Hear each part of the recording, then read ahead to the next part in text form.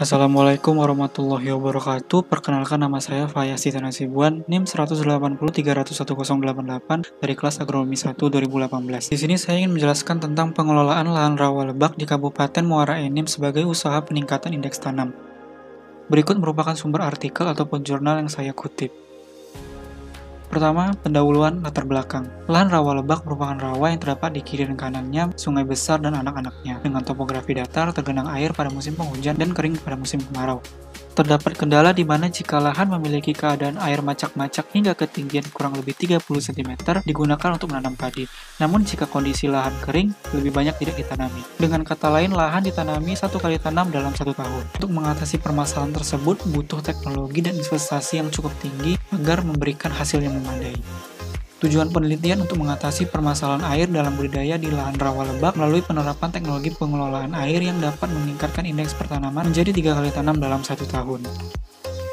Pembahasan. Karakteristik lahan rawa lebak merupakan dataran rendah yang dipengaruhi pasang surutnya air sungai secara langsung maupun tidak langsung, tergantung dengan keadaan musim.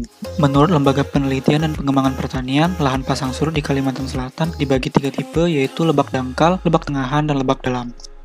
Pengelolaan air. Sistem sawah surjan di Desa Putak dibuat seluas 5 hektar. Sistem surjan sawah dikelilingi dengan tanggul dan dibuat pintu masuk atau keluarnya air. Ukuran sawah panjang 25 meter dan lebar 20 meter, sehingga terbentuk sawah rata-rata 5.000 meter kuadrat. Lebar tanggul mengelilingi sawah 10 meter, kemudian penyekatan antar sawah dibuat selebar 5 meter dan tinggi tanggul 125 cm.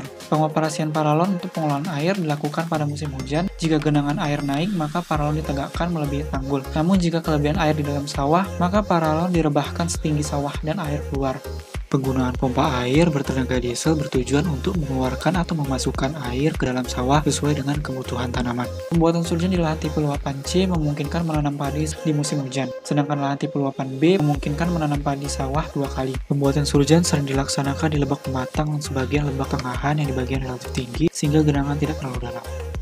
Pengolahan lahan, sistem surjan memiliki 2 bentuk lahan, yaitu bagian bawah sebagai lahan sawah yang mendapati air sehingga tanaman padi lebih optimal untuk ditanam, tanaman palawija untuk memecah mata rantai hama dan penyakit, dan bagian atas sawah yang merupakan lahan kering ditanami padi gogo di musim penghujan dan palawija di musim kemarau. Dibuatnya sawah sistem surjan yang dapat menahan air dari luapan sungai maupun dari dalam sawah, maka indeks pertanaman yang tadinya 1 kali tanam dalam setahun dapat ditingkatkan menjadi 3 kali tanam dalam setahun. Meningkatnya intensitas tanam atau indeks pertanaman akan mempengaruhi pola pergiliran tanaman yang akan diusahakan dengan disesuaikan musim yang akan terjadi. Sekian pemaparan yang dapat saya sampaikan, lebih dan kurang saya mohon maaf. Saya undur diri. Assalamualaikum warahmatullahi wabarakatuh. Terima kasih.